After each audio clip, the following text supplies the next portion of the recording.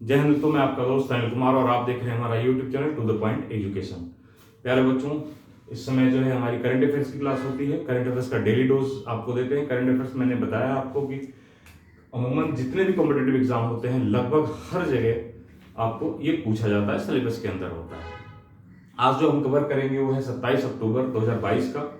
ये कहने के लिए होता है ये बाकी हम जितने भी इंपॉर्टेंट क्वेश्चन होते हैं उससे संबंधित जितने क्वेश्चन बनते हैं एग्जाम में, किस तरीके के क्वेश्चन आ सकते हैं, उन सब पर बात करते हैं। ठीक है, तो अभी आपका त्यौहार गुजरा है, घर पे दिवाली गुजरी है और भैया दूज और अलग अलग तरीके के त्यौहार हैं। इसमें हम लोगों के आज भैया दूज भी है, तो उसकी ढेर सारी शुभकामनाएं। और फिर उसके बाद से लग जाना है अपने काम में। अगर आपको भविष्य अपना उज्जवल करना है तो आपको मेहनत करनी पड़ेगी ताकि आप भी एक तरीके से रोशन हो सकें। ठीक है, तो आइए ले लेते हैं आज पहला क्वेश्चन आपके लिए जो डेज में है। तो हमारा पहला क्वेश्चन है विश्व पोलियो दिवस।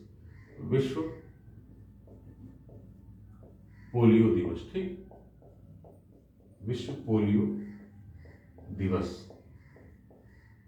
विश्व पोलियो दिवस कब मनाया जाता है? ठीक, तो ये 24 अक्टूबर को मनाया जाता है। 24 अक्टूबर को, 24 अक्टूबर क्या है? विश्व पोलियो दिवस है। बस नॉर्मल फैक्ट है, इसको याद रखना।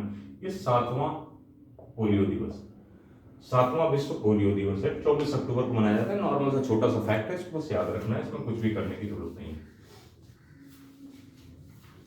ठीक है, तो नेक्स्ट क्वेश्चन ले लेते हैं। अभी हाल ही में क्या हुआ है, अमेरिकी मुद्रा जो है प्यारे बच्चों, अमेरिकी मुद्रा है। अब पता है डॉलर ऐसे करके लिखते हैं इसको, डॉलर। इस पर एक पहली एशियाई महिला है जिनको उस मुद्रा पर छापने की बात की गई कि छापा जाएगा, एक उनका इमेज, उनकी तस्वीर को छापा जाएगा। उनका नाम एना में होगा। ठीक, एना में होगा, ठीक, होगा ये नाम है। ये पहली एशिया ऐसे महिला है जिनका जो है अमेरिका की मुद्रा पर यानी कि डॉलर पर इनकी तस्वीर छपी होगी। ये चीन की रहने वाली है। कहाँ की है? चीन की है। और ये पेशे से क्या थी? अभिनेत्री, एक्ट्रेस थी। ठीक, अभिनेत्री। तो एना में वोंगा ये चीन के हैं। अमेरिका मुद्रा पर पहली बार पहली ऐसे एशिया ये होंगे पर्सनालिटी हैं जो अमेरिकी मुद्रा ने डॉलर पर इनका तस्वीर छपेगी।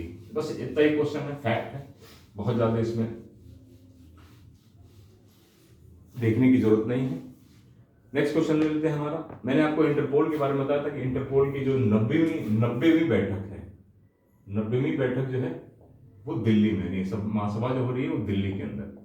ठीक, अब 91वीं कहाँ होगी? ये दिल्ली में 2022। ठीक, अब 91वीं ये कब होगी? 2023 में। 2023 में कहाँ हो रही है? वियना में होगी 2023 में। वियना कौन है? ऑस्ट्रिया की राजधानी है। ठीक है, ऑस्ट्रिया की राजधानी है वियना। ठीक, 91वीं 2023 में वियना में होगी। ठीक है, तो ये बस इतना ध्यान देना। 90 में बता दिया, 91वीं की घोषणा होगी, इसलिए इसको भी जानने की जरूरत है। अगर पता लगेगा कि 91, आप ध्यान रखने वाली क्या बात होती है इसमें?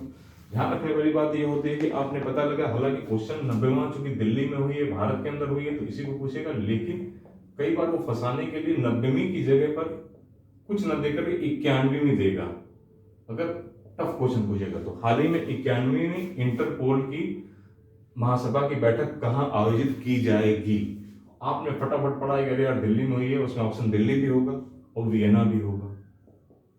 तो ये ध्यान, इसीलिए मैं आपको बताता हूं कि ये चीज भी ध्यान देनी है कि कौन सी भी है और बाकी किस ईयर में। अगर दोनों में से कोई भी पकड़ में आ जाएगा, क्योंकि हो सकता है कि वो ईयर दे ही ना, सिर्फ ये नंबर दे दे। ऐसा भी क्वेश्चन पूछा जाता है एग्जाम में कि 90वीं दे दे या 91वीं दे दे, या सिर्फ ईयर ही दे दे, 90वीं 91वीं ना देखे, ईयर ही दे दे। पहले की 2021 2022 की इंटरपोल बैठक कहाँ हुई है और दे दे 2023 की कहाँ हुई है, अलग अलग। एक क्वेश्चन में ये अलग क्वेश्चन रहेगा, एक क्वेश्चन ये अलग रहेगा।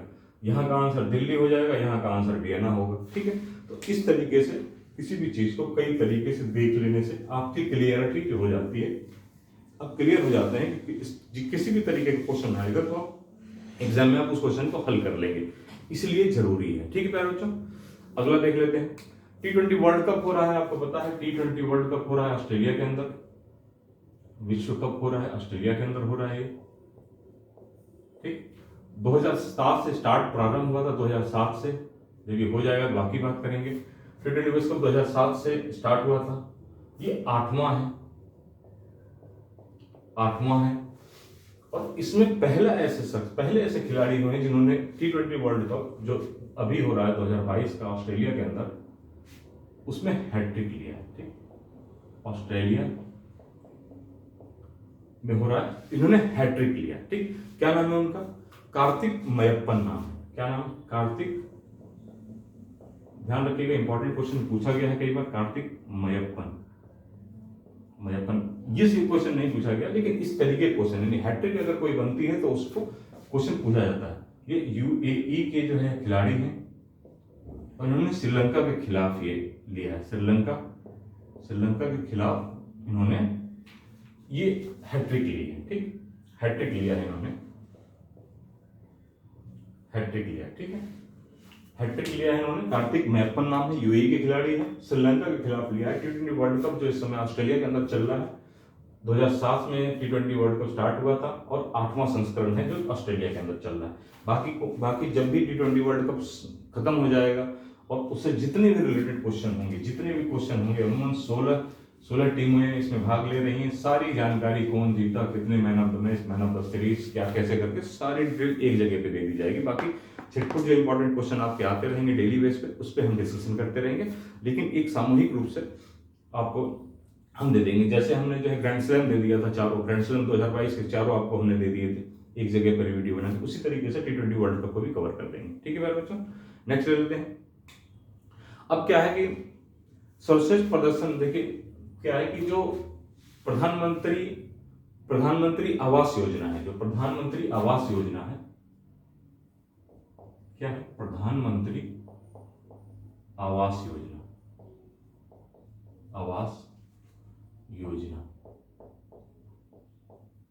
ये ग्रामीण है और शहरी भी है, ठीक। तो अभी हम शहरी की बात करेंगे। शहरी, ये मेनली प्रधानमंत्री आवास योजना जो गरीब, जो बिलो पॉवर्टी लाइन यानी कि बीपीएल है, जो गरीब तबके के लोग हैं, उनको आवास यानी कि घर देने की एक प्रधानमंत्री आवास योजना स्टार्ट की गई। स्टार्ट तो 96 के आसपास, 96 में की गई, लेकिन इसको फिर से इसको रिन्यूअल किया गया, एक तरीके से रिजोल्व किया गया 2015 में, ठीक है, याद रखिए। प्रधानमंत्री आवास योजना 2015 में फिर से रिजॉल्व की गई। शहरी, इसमें क्या हुआ है कि सर्वश्रेष्ठ प्रदर्शन करने वाले, किस राज्य ने सर्वश्रेष्ठ, इस आवास योजना में किसने सर्वश्रेष्ठ प्रदर्शन किया, यानी कि सबसे बेहतर काम किसने किया, उसकी रैंकिंग अभी हाल ही में आई है, ठीक। तो 2021 से लेकर ये क्या है, 2021 से लेकर 2015 में ये प्रधानमंत्री आवास योजना को रिजॉल्व किया गया सर, ठीक, मोदी जी के द्वारा प्रधानमंत्री, और ये 2021 से लेकर के 2022 के बीच में किसने सर्वश्रेष्ठ प्रदर्शन किया प्रधानमंत्री आवास योजना देने में, ठीक। तो उत्तर प्रदेश है, इसीलिए इंपॉर्टेंट क्वेश्चन है ज्यादा। उत्तर प्रदेश ने सर्वश्रेष्ठ प्रदर्शन किया है। दूसरे नंबर पर मध्य प्रदेश है, लेकिन आपको याद रखना है उत्तर प्रदेश, ठीक। पहले नंबर पर उत्तर प्रदेश है।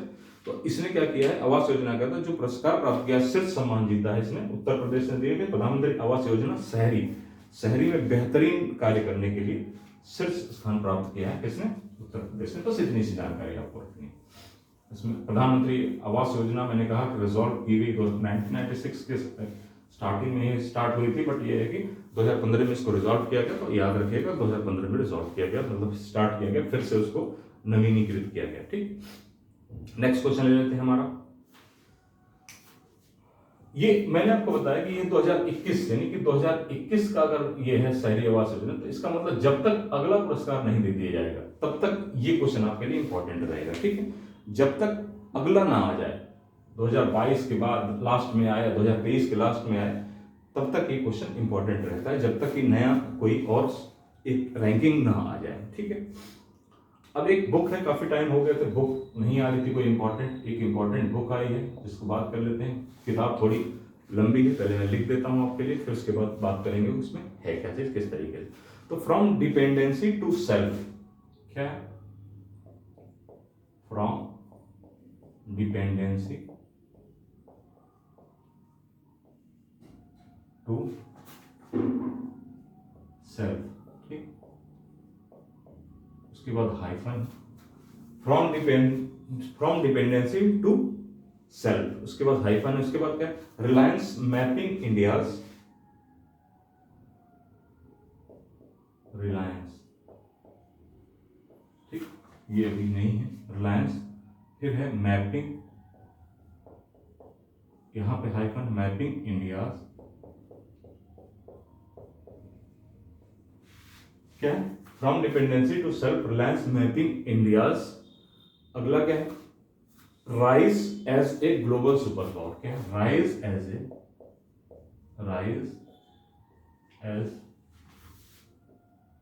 As a global super power, ठीक। अब इतनी बड़ी किताब मैंने क्यों लिखी और क्या ये किताब पूछी जा सकती है, क्या ये बुक आपके एग्जाम के लिए इंपॉर्टेंट है, पहले देख लेते हैं लिखा किसने है। अर्थशास्त्री हैं विमल जलान, विमल जलान, विमल जलान है, इन्होंने लिखा है इस किताब को। इंपॉर्टेंट, मैंने इतनी बड़ी किताब क्यों लिखी, इतनी लंबी किताब क्यों लिखी, क्योंकि ये कई तरीके से पूछ ली जाती है एग्जाम के अंदर। सिर्फ दे देगा from dependency to self reliance, सिर्फ इतनी किताब लिखी होगी, निम्नलिखित में से किसने लिखी है, तो विमल जलान आंसर हो। कई बार ऐसा होता है कि इसको हटा करके mapping India's rise as a global super power नामक किताब किसने लिखी, ठीक, तो विमल जलान ही आंसर होगी। यानी कि ये आंसर विमल जलान तो होंगे। किताब तो जो है दो टाइप में बांट करके पूछ सकता है। इतनी लंबी किताब, इतनी लंबी बुक आपके लिए नहीं पूछेगा, इंपॉर्टेंट है इसलिए पूरी लिख दी। From dependency to self reliance, एक तरीके से इतना भी पूछा जा सकता है। उसके बाद mapping India's rise as a global super power भी पूछा जा सकता है, ठीक है। नेक्स्ट क्वेश्चन लेते हैं। नेक्स्ट क्वेश्चन हमारा है 2021 से लेकर के 2022 के बीच में, 2022 के बीच में बौद्धिक संपदा अवार्ड दिया गया है, यानी बौद्धिक संपदा पुरस्कार दिया गया है, ठीक। 22 में बौद्धिक संपदा पुरस्कार दिया गया है, बौद्धिक संपदा पुरस्कार दिया गया, ठीक। पुरस्कार दिया गया, किसको दिया गया है, ये दिया गया आईआईटी मद्रास को, आईआईटी मद्रास को, ठीक। आईआईटी मद्रास को दिया है, मद्रास यानी चेन्नई तमिलनाडु, ठीक। आईआईटी मद्रास को दिया गया है। अब ये क्या है, तमिलनाडु में आईआईटी मद्रास। बौद्धिक संपदा पुरस्कार क्या है, बौद्धिक संपदा पुरस्कार एक इंटेलेक्चुअल प्रॉपर्टी, जिसको इंग्लिश में कहेंगे इंटेलेक्चुअल प्रॉपर्टी कहते हैं इसको, बौद्धिक संपदा पुरस्कार।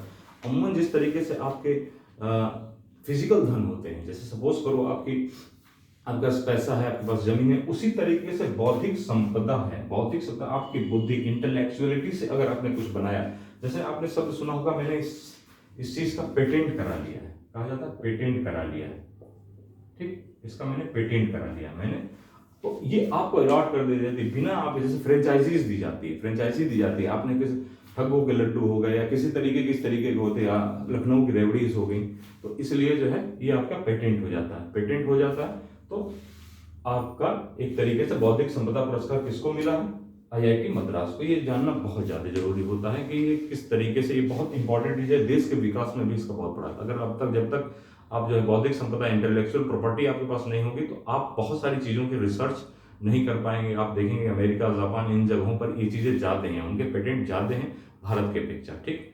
यही रीजन होता है, कई बार ऐसा होता है कि हमारी जो बौद्धिक संपदा कहा जाता है, इंटेलेक्चुअल प्रॉपर्टी को दोहन हो रहा है अन्य देशों के द्वारा। ऐसा आपने सुना होगा कि यहाँ से चले गए बहुत बड़े बड़े, अब देखिए जैसे सुनोक साहब आपको कहा जा रहा है भारतीय मूल के हैं, या कभी कभी उनके फादर एंड मतलब दादा और कोई न कोई यहाँ से गया ही। इसी तरीके से बहुत सारे डॉक्टर्स को कहा जाता है, इंजीनियर्स को कहा जाता है कि वो चले जाते हैं। तो एक तरीके से वो जो बाहर जा रहा है वो क्या, इंटेलेक्चुअल प्रॉपर्टी जा रही है, मतलब बौद्धिक संपदा जा रही है, ठीक है प्यारे बच्चों। आज के लिए इतना ही। मैं हूं आपका दोस्त अनिल कुमार और आप देख रहे हैं हमारा YouTube channel To the Point Education. Jai Hind.